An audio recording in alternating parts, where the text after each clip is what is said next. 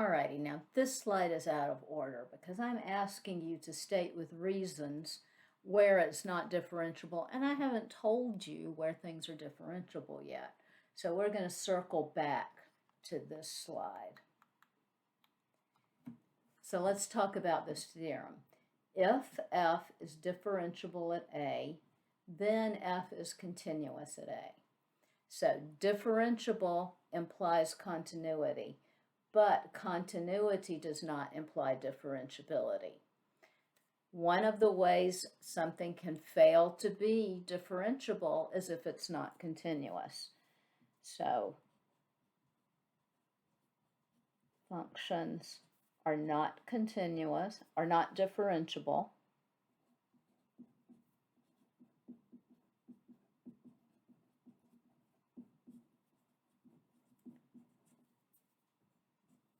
If they're not continuous. Makes sense. It's not differentiable where it has a jump because it can change its slope there. And you can't be differentiable if you're not continuous. You can be continuous and not be differentiable. We just showed that in the absolute value function. It's continuous at that little corner, but it's not differentiable there. So functions are not differentiable at corners, or they call them cusps. I'll show you a picture of that. Here's a corner. A cusp would be something like a more pointy corner where it's curved on both sides. So the other way that it can fail is to have a vertical tangent line. Because what is the derivative? It's the slope of the tangent line. What's the slope of a vertical line? Oh, it's infinity. So it doesn't exist.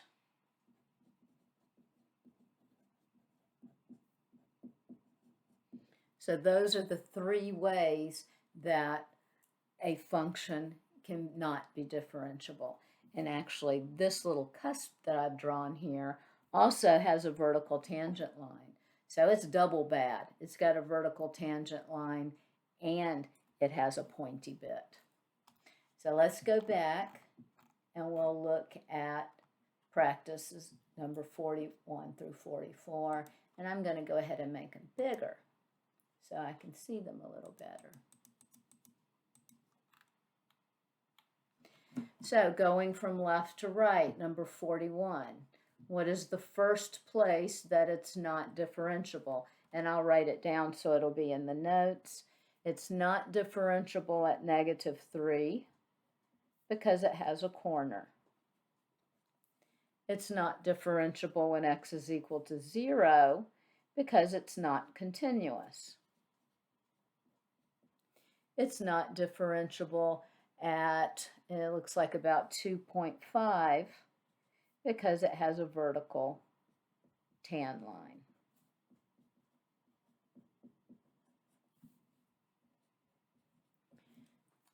Number 42, not differentiable where it's not continuous. So it's not continuous at -1. And it has a vertical tangent line and also a corner there at 2. So you could give me either of those reasons.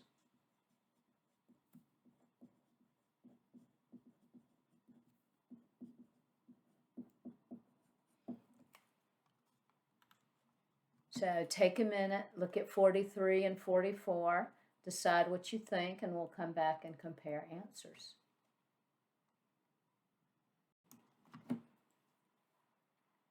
So let's see. Let's look at 43. I said that it's not continuous there at 1, and it has a vertical tangent line there at 5. Doesn't have any corners. Looks like those are the only places where we have issues.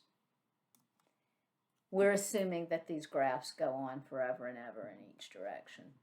Number 44, we have a corner here at -2. We have a corner here at 3, and it's not continuous at 1. Okay. Last little piece of this section is higher order derivatives. We can take the derivative of a derivative. So thinking about a position function, if you take the derivative, it gives you the velocity function. If you take the derivative of a velocity function, it tells you how velocity is changing. Well, that's acceleration. So we can take derivatives of derivatives. And we denote that by putting a little 2 here and a little 2 there, or putting a double primed. We can take the third derivative, would have 3 primes, would have a little 3 there. Once you get above 3, we usually put little parentheses around a number to indicate the fourth derivative.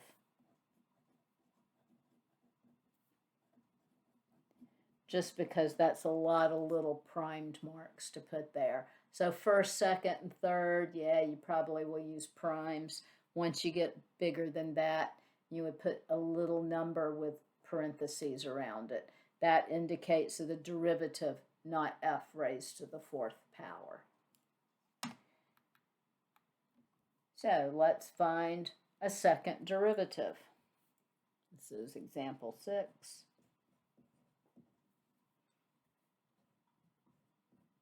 F of x is equal to x cubed minus x. Now, only way we know how to find a derivative is the limit definition of the derivative. So we're going to have to do that here.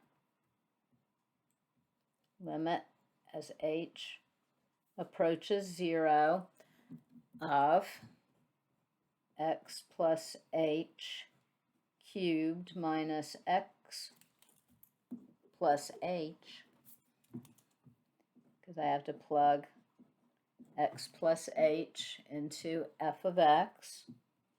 I'm going to put brackets around it just to help me keep up with what I'm doing. And then I have x cubed minus x, all of that over h. Limit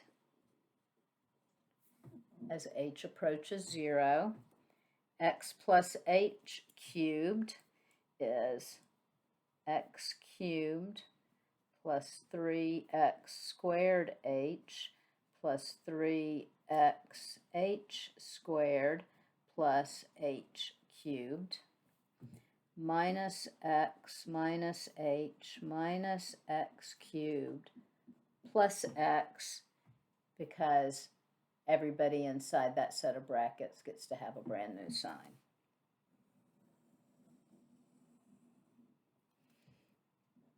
And all of that's over h.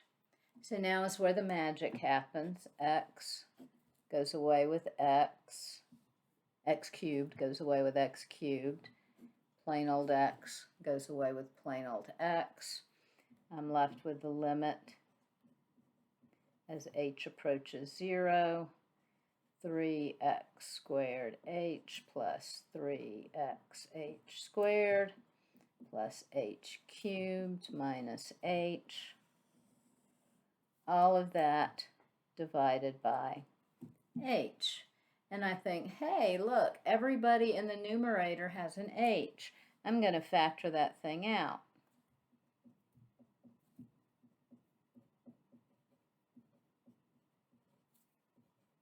Leaves me with 3x squared plus 3xh plus h squared minus 1.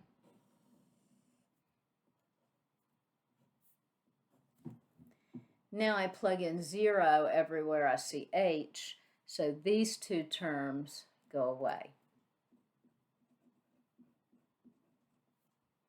3x squared minus minus 1. That is the first derivative.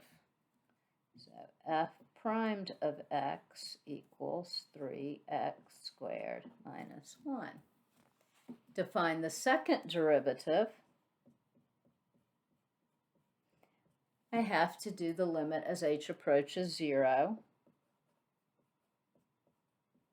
of the difference quotient for this. So 3 times x plus h squared minus 1 minus 3x squared minus 1 whole darn thing over h.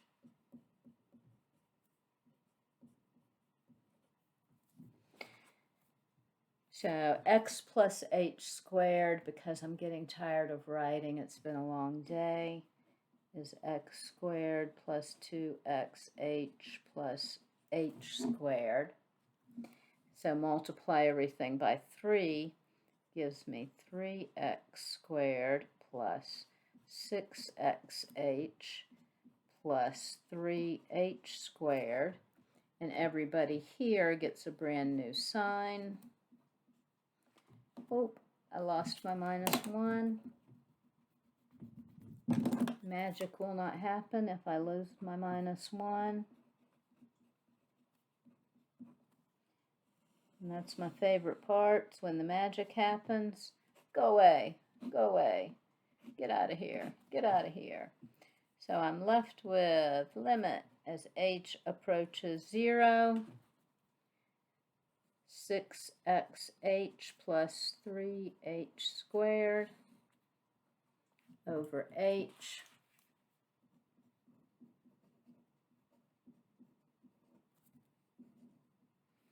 And I factor the h out. 6x plus 3h. And then I can just plug 0 in. Final $1 million answer for my second derivative is 6x. So you notice, every time you take a derivative, the degree of the polynomial decreases by 1. And the second derivative is the rate of change of the rate of change. And there's your pretty answer. And there's the graph. Here's the function is the blue line. The first derivative is red. And the second derivative is the green. So it's the rate at which the slope changes. Now, I would expect you to be able to look at something like number 50 and identify which curve is f, f primed, f double primed, and f triple primed. So your f, your first function, is going to be the one that has the most changes in direction. So I'm thinking it's D. If we look at D, it's increasing until it gets to this point right here.